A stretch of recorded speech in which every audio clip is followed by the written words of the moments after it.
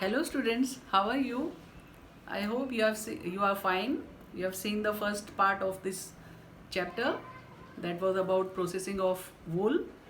Today we are going to see the processing of silk fibers. Okay?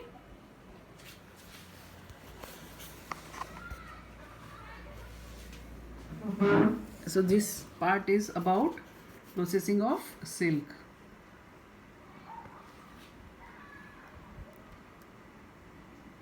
Now sericulture, this is a very important term. The rearing of silkworms for obtaining silk is called sericulture. Now this is a practice in which the silkworms are reared for commercial purpose, that is for obtaining silk, right? Now here we are going to see the life cycle of the silkworm. Now this is the adult silkworm. It lays many eggs at a time. Then when these eggs hatch, the larva comes out. This larva spins a cocoon,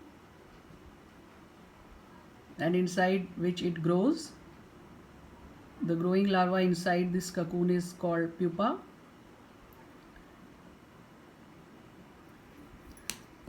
And then the pupa gets converted into an adult silkworm inside this cocoon, right?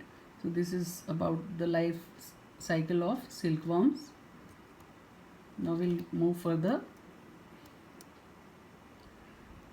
This is the description about that. The female silk moth lays eggs. When the eggs hatch, larvae known as caterpillar or silkworms are produced. Their larvae are also called caterpillars, or they are also called silkworms, right? The caterpillars grow in size and enter the next stage called pupa. It weaves a net to hold itself. Actually, the cocoon, first it starts from a small thread, then these threads go on increasing, becomes like a net.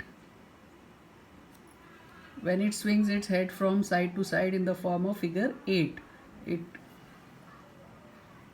spins this thread in the form of 8 shape. During these movements, the caterpillar secretes fibers made of a protein which hardens on exposure to air. Actually, the silk fiber which is produced, it is made up of proteins, right? It is a type of proteins, and when it is exposed to air or heat, then it becomes hard and it remains forever solid in the solid form. It is the silk fiber. Pupa is a important stage in the life cycle of silkworms. So when the caterpillars, they grow in size, they enter the stage which is called pupa.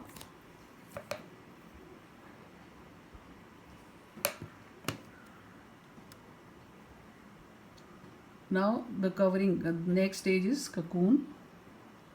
The covering of the silk fibers on the pupa is called cocoon. Now further development of the pupa into moth, the silk moth. It takes place inside the cocoon. The worm grows inside this cocoon, you can see here, and to become the adult moth. Now silk fibers which are used to weave the silk cloth, they are obtained from the cocoon, right? These fibers are elastic and also lustrous. You might have seen these silk fibers. They are very shiny, elastic, and also they can be dyed in different colors. These are the names of some silk, different types of silk: tussar silk, moga silk, kosa silk, mulberry silk, and they are also given the names according to the places where they are found, right? Bangalore silk or Mysore silk, like that, where they are found in plenty. Now here we are going to learn about sericulture. Okay, so it is the practice of rearing the silkworms. Now here you can see this silk moth. It lays hundreds of eggs at a time, and the farmers, they collect these eggs, they keep them under hygienic conditions and suitable temperature, humidity, okay, so that they are not damaged. Because when anything is done on a commercial scale, all these things have to be taken care of to increase the production. Then the eggs are warmed to a suitable temperature for the larva to hatch from them. Eggs are warmed so that they hatch and larva comes out from them. See here, you can see many larvae. Now the larvae, they feed on mulberry leaves. You can see here mulberry leaves. The larvae, they are kept in bamboo trays, and then they are fed with leaves, mulberry leaves special. This is the food of the silkworms. They feed on mulberry leaves. Then what happens? They grow cocoons. After 25 to 30 days, the caterpillars stop eating and move to a tiny chamber of bamboo to spin cocoons. Okay. So then the caterpillar turns into silk moth inside the cocoon. Inside the cocoon, the caterpillar turns into the adult moth, silk moth. Then processing of silk. Then what happens to the cocoons? Here you can see they are boiled in water, or also they are kept under the sun.